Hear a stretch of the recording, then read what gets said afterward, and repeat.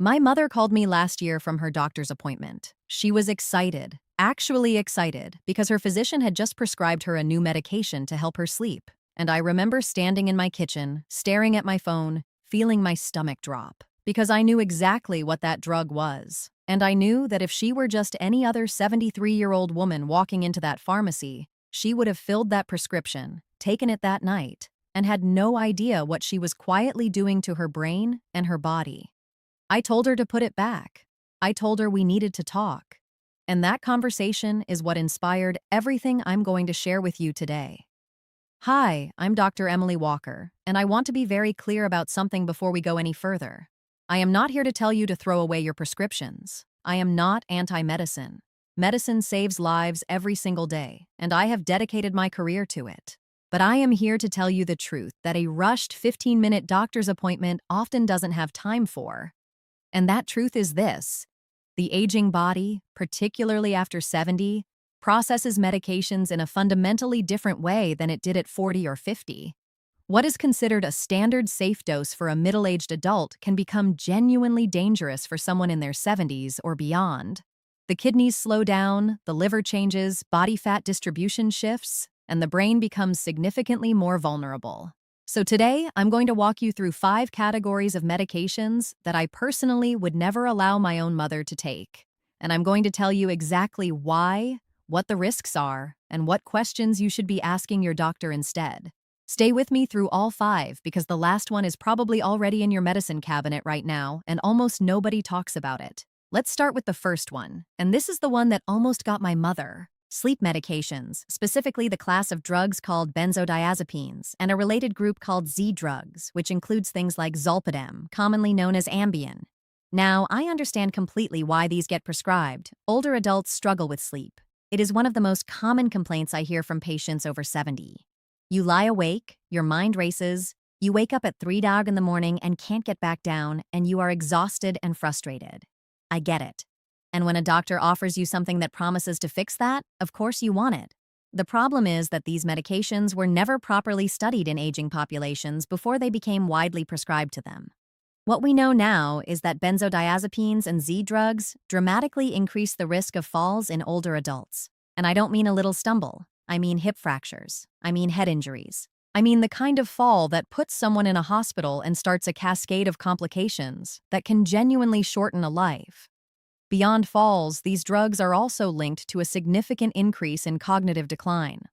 Long-term use has been associated with memory problems, confusion, and a higher risk of dementia. They are sedating in ways that linger well into the next day, affecting balance and reaction time, even when the person feels like they are perfectly fine. If your loved one over 70 is on one of these medications, please have a conversation with their doctor about alternatives. Cognitive behavioral therapy for insomnia, or CBTI, has actually been shown to be more effective than sleep medication long-term with none of the risks. Melatonin at low doses is another option worth discussing. There are answers. They just take a bit more time than writing a prescription. The second medication category I want to talk about is one that surprises people, and that is certain antihistamines. Specifically, the older, first-generation antihistamines like diphenhydramine, which is the active ingredient in Benadryl and also in most over-the-counter sleep aids like Zizquil and Unisom. People don't think of Benadryl as a serious medication. It's at the checkout counter. You can grab it anywhere. It feels harmless. But diphenhydramine is what's called an anticholinergic drug. And anticholinergic drugs, when taken repeatedly by older adults, are genuinely alarming in what they do to the brain. The anticholinergic pathway is involved in memory and cognition, and blocking it over and over again with these medications has been linked in multiple studies to an increased risk of dementia. One major study found that people who took anticholinergic drugs regularly for 3 or more years had a significantly higher risk of developing Alzheimer's disease compared to those who didn't. 3 years. That doesn't sound like a long time when you consider how many older adults have been casually taking Benadryl to sleep or to manage allergies for a decade. Beyond the dementia risk, these drugs cause confusion, urinary retention, constipation, and dry mouth in older adults at much higher rates than in younger people. The American Geriatric Society actually has a list called the Beers Criteria, which is specifically designed to flag medications that are inappropriate for older adults, and diphenhydramine is on it. For allergies, non-sedating antihistamines like loratadine or cetirizine are far safer options. For sleep, as I mentioned, there are better pathways. Please check what is in any over-the-counter medication before you or an older loved one takes it. Now, let's talk about number 3, and this one requires a bit more nuance because it's a class of medications that are absolutely necessary for some people. I'm talking about blood pressure medications, specifically certain ones, and specifically the issue of overtreatment in older adults. There has been a long-standing culture in medicine of getting blood pressure numbers as low as possible. Lower is better, the thinking goes. But the evidence in adults over 70, and especially over 80, actually tells a more complicated story. When blood pressure is brought too low in older adults, something dangerous happens when they stand up. It's called orthostatic hypotension. The blood pressure drops suddenly with a change in position. The brain doesn't get enough blood for a moment, and the person gets dizzy, lightheaded, sometimes loses consciousness, and then they fall. We are back to falls again, because falls are one of the leading causes of death and serious injury in older adults, and so many of the medications on this list circle back to that same risk. Some research has suggested that in very elderly patients, particularly those over 80, moderately elevated blood pressure may actually be protective rather than harmful, and that aggressive treatment may increase mortality rather than reduce it. I am not telling anyone to stop their blood pressure medications. Please do not do that without medical guidance.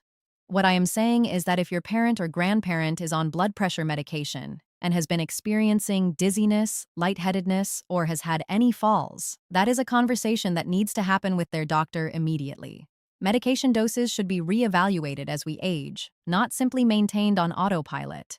The fourth category is one that I feel very strongly about, and that is certain diabetes medications, specifically the ones that carry a high risk of causing low blood sugar or hypoglycemia. Older adults with type 2 diabetes are often on medications designed to aggressively lower their blood sugar levels. And again, in a younger patient, tight blood sugar control has clear benefits. But in an older patient over 70, the calculus changes. When blood sugar drops too low, the symptoms are confusion, shakiness, dizziness, loss of consciousness. In a young person, those symptoms are uncomfortable and obvious. In an older adult, they can be subtle. They can be mistaken for other things, and they can come on without much warning. An older adult who becomes hypoglycemic in the night may not wake up. They may fall trying to get to the kitchen. They may experience a cardiac event. The risks are genuinely severe. Certain diabetes medications, like sulfonylureas, which include drugs like glipizide and glyburide, are particularly associated with hypoglycemia in older adults. The Beers criteria flags them as well. Glyburide specifically is considered potentially inappropriate for older adults by multiple geriatric health organizations. If an older loved one is on diabetes medications, ask their doctor to review whether the current regimen makes sense for their age, their kidney function, and their specific health goals. Because the goal of diabetes treatment in a 75-year-old is different from the goal in a 40-year-old, and the approach should reflect that. And now we come to number 5, the one I told you about at the beginning that is probably already in your medicine cabinet. I'm talking about NSAIDs, non-steroidal anti-inflammatory drugs, ibuprofen, naproxen. These are the drugs we all reach for without thinking when something hurts. Arthritis flare-up, back pain, headache, knee pain, and pain in older adults is extraordinarily common. Of course it is. Bodies accumulate wear over 7 decades. So this might be the most used category of medication on this entire list, and it might also be one of the most quietly dangerous for people over 70. Here is why. NSAIDs are hard on the kidneys, and as I mentioned at the start, kidney function naturally declines with age. Taking ibuprofen or naproxen regularly when your kidneys are already working at reduced capacity can accelerate kidney damage in ways that are sometimes irreversible. Beyond that, NSAIDs increase the risk of gastrointestinal bleeding, and older adults are far more vulnerable to GI bleeds than younger people. A GI bleed in a 70-year-old can be a life-threatening emergency. And perhaps most surprisingly to many people, NSAIDs are also associated with increased cardiovascular risk, including elevated blood pressure and higher risk of heart attack and stroke, particularly with regular use. The over-the-counter availability of these drugs creates a false sense of safety. They are available everywhere. Therefore, they must be fine for everyone. That is simply not true. For an older adult with chronic pain, there are alternatives worth discussing with a doctor. Acetaminophen, taken correctly and within safe dosage limits, is generally safer for most older adults than NSAIDs. Topical anti-inflammatory creams applied directly to the painful area can be effective with far less systemic absorption.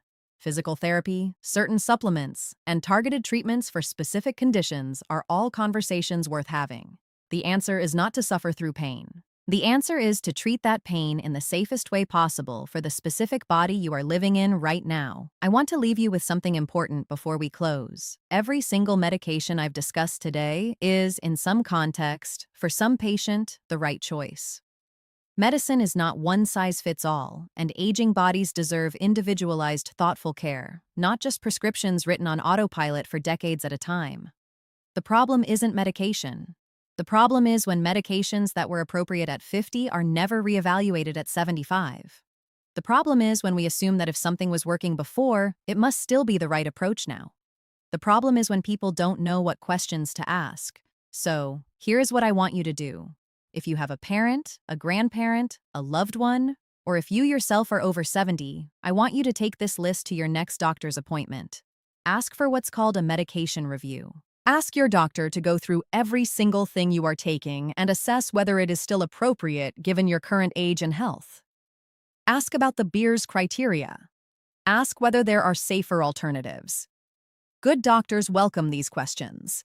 It means their patient is engaged, informed, and taking their health seriously. And if your doctor dismisses your concerns or doesn't have time for that conversation, consider seeking a second opinion from a geriatrician, a physician who specializes specifically in the care of older adults.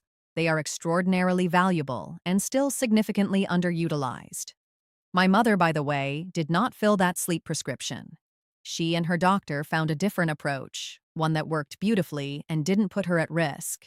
She is 73, sharp as ever, sleeping reasonably well, and still calling me from doctor's appointments, which I consider a very good sign. If this video gave you something useful, please share it with someone you love who is over 70 or who has a parent over 70.